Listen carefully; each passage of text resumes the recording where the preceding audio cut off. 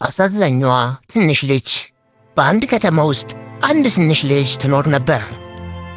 የአዲስ ዓመት ዋዜማም ስለነበር ትንሿ ልጅ የክብሪት ስብስቦችን ይዛ በመንገዱ ዳር ላይ ትጓዝ ነበር። የተወሰኑትን ደግሞ በሽርጥ ኪሷ ውስጥ ይዛ ነበር። በረዶ የጣለም ስለነበረ ፀጉሯ ላይ ሸፍኖታል። ከአንገቷ በላይ የነበረውንም ፀጉር ታክልሎታል። ከማለዳ ጀምሮ ዝም ብላ ትዞራለች። ነገር ግን እስካሁን ምንም አይነት ክብሪት አልሸጠችም። ሰው ሁሉ የአዲስ ዓመትን ዋዜማ እያከበረ ስለነበረ ምንም እንኳን ወደ ሰዎች ብትጠጋም ማንም ሊገዛት አልቻለም። በመንገዱ ዳርዳርም እየተጓዘች በአንድ ሱቅ ውስጥ ብዙ ኬኮችና ጣፋጮችን ተመለከተች። በየሆቴሎቹም ውስጥ ሰዎች ምግብ አዘው ይበላሉ። ጠረጴዛዎችም ላይ ሻማ ይነዳል። ልጅቷ ከማለዳ ጀምሮ ምንም አይነት ምግብ ስላልበላች በጣም ርቧታል። ያየችውን ነገር ሁሉ ችላ ብላ ወደፊት መጓዟን ቀጠለች።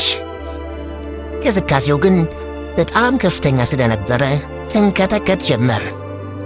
ጫማም ስላላደረገች መራመድም አልቻለችም። ቀን ሲሆን በሽተኛ አያቷ ጎን ተቀምጣለች።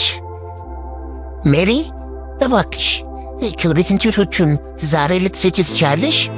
ከነሱ ከሸጥሽ ዛሬ ምግብ እናገኛለን አለቻት እናቷ። አይ እማዬ፣ ውጩ በጣም ቀዝቃዛ ነው ስትል መለሰችላት ልጅቷ። ጅብ ያለው አንቺ ሸነፍ፣ እነዚያን ክብሪቶች ሄደሽ ሸጠሽ ጨርሺ። እናም ክብሪቶቹን ሙሉ በሙሉ ሸጠሽ ሳትጨርሺ ወደዚህ እንዳትመለሺ አላት አባቷ። ሂጂ ልጄ፣ ካለዚያ እንደገና ይደበድብሻል። በጣም አዝናለሁ እንደዚህ አይነት ጨካኝ ልጅ በመውለዴ አለች አያቷ።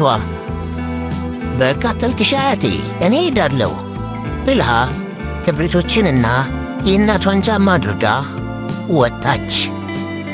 ክብሪቶቹን ለመሸጥ የተቻላትም ሁሉ አደረገች። ሰዎቹን ተጠጋቻቸው፣ ነገር ግን ምላሽ አልሰጧትም። ቀኑ እየጨለመ ነው። ልጅቷ በጣም እርቧታል።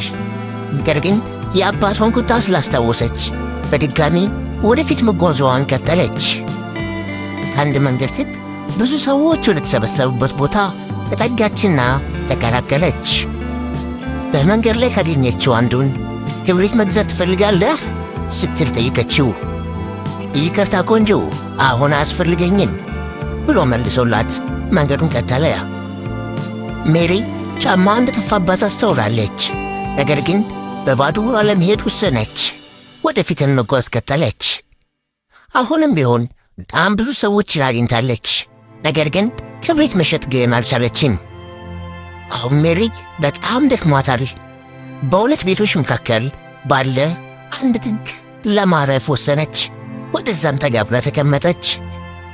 ቅዝቃዜው በጣም እየከፋ ነው። ክብሪት በእጇ የያዘችው ልጅ እንዲህ ስትል አሰበች። ክብሪት ባቀጣጠልኩ ሙቀት አገኛለሁ ብላ አሰበች። ነገር ግን አሁንም ሌላ ሐሳብ ወደ አእምሮዋ መጣ። አባቴ ይህንን ካወቀ በጣም ይቆጣኛል ስትል አሰበች። ይሁን እንጂ ብርዱ እንዲህ እንድታስብ አደረጋት። አንድ ክብሪት ባቃጥል በምን ሊያውቅ ይችላል ብላ አሰበች። ከዛም አንድ ክብሪት አውጥታ ለማቀጣጠል ወሰነች። የሚገርም ነገርም ሆነ። የክብሪት እንጨቱ ወደ ብረት ምድጃነት ተቀየረ። ልጅቱ ሙቀት ተሰማት። እጇን የብረት ምድጃው ላይ አድርጋ ሙቀት ማግኘት ጀመረች። በጣም ደስተኛ ሆናለች። ነገር ግን አንድ የበረዶ ጠብታ የክብሪት እንጨቱ ላይ ሲያርፍ እሳቱ ጠፋ። በጣም አዘነች። ከዛም በድጋሚ በዛ ብርድ መንቀጥቀጥ ጀመረች። ለጥቂት ጊዜ በድጋሚ ካሰበች በኋላ የክብሪት ሳጥኗን አወጣች። ሌላ የክብሪት እንጨት ካወጣች በኋላ ከጎኗ ካለው ግድግዳ አጠገብ እሳቱን ማቀጣጠል ጀመረች። ዋው! ከዛም በሚገርም ሁኔታ ግድግዳው አንጸባረቀ። አሁን በግድግዳው ውስጥ ወደ ፊት መመልከት ችላለች። ቤቱ በጣም የሚያምርና የተዋበ ነው። መብራትና የእሳት ማቀጣጠያ ቦታም አለው። ብዙ ሻማዎችም ይበራሉ። እዛ ውስጥ ያሉ ሰዎችም ምግብ እየበሉ ነው። በጠረጴዛው ላይ እየተደረደረ ምግብና ኬክ ታያለች። ቤተሰቡም በጠረጴዛው ዙሪያ ላይ ተቀምጠው በአንድ ነገር ላይ ይወያያሉ።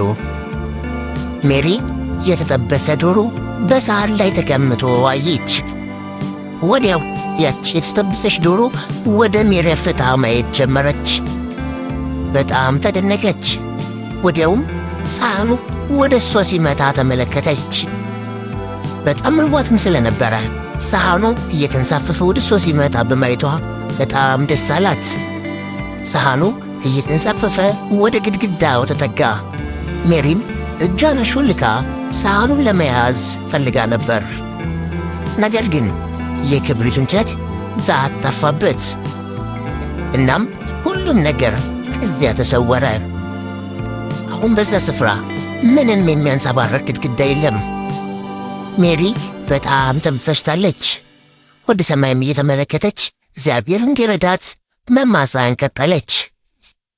አምላኬ እባክህ ከዚህ ሁኔታ ላይ አውጣኝ፣ እባክህ እርዳኝ ስትል ወደ ሰማይ ተመለከተች።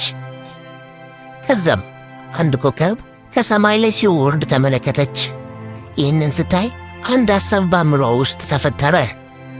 ከዛም እንዲህ አለች፣ እንደሚሉት ኮከብ ከሰማይ ላይ ሲወድቅ አንድ የሚወዱት ሰው ይሞታል ይባላል። አያቴ በጣም ታማለች። ይህ ማለት አያቴን አጣሁ ማለት ነው ብላ አዘነች። ከዛም ስቅስቅ ብላ ማልቀስ ጀመረች። እንደዛ ያለቀሰችም አንድ ክብሪት አውጥታ ጫረችው። ወዲያውም አያቷ ከፊቷ ቆሞ ስታይ በጣም ተገረመች። እንዲህም አለቻት፣ እንዴ አያቴ እዚህ ነሽ አለቻት።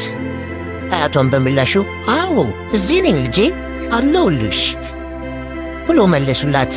ሜሪ አያቷን በማየቷ በጣም ተደስታለች። ወዲያው ግን ትልቅ ፍርሃት ውስጥ ገባች። አያቷ እንደገና ጠፋብኛለች ብላ አሰበች። ብዙ የክብሪት እንጨቶችን አውጥታ የሚነደው እሳት ላይ ጨመረችው። አሁንም ብርሃን አለ። ነገር ግን ይህ ብርሃን ልክ እንደ ፀሐይ ደማቅ ነው። በሜሪና በአያቷ ዙሪያ ደማቅ የሆነ ብርሃንም ይታያል። ሜሪ አያቷን መመልከቷን ቀጥላለች። በለበሰችው ልብስ ስትታይ በጣም ቆንጆ ሆናለች። የሜሪም አያት በፈገግታ ወደ ሜሪ ትመለከታለች።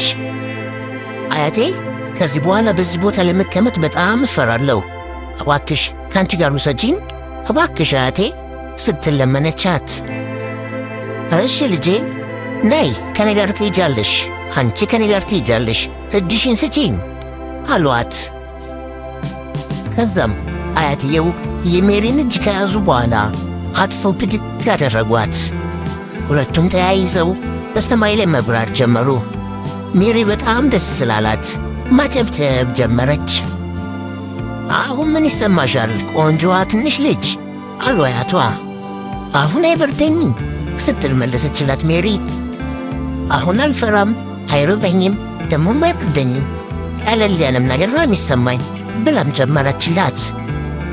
አያቷ በፈገግታ እየተመለከተቻት ሁለቱም እየበረሩ ወደ ደመናው ዘልቀው ገቡ። በሜሪ ፊት ላይ ፈገግታ ይታያል። ብዙ ሰዎች ከበዋታል። ሜሪ በተቃጠሉ እንጨቶች ዙሪያ መሃል ላይ ተኝታለች። ሁሉም እያዘኑላት ወደ እሷ ቀረቡ።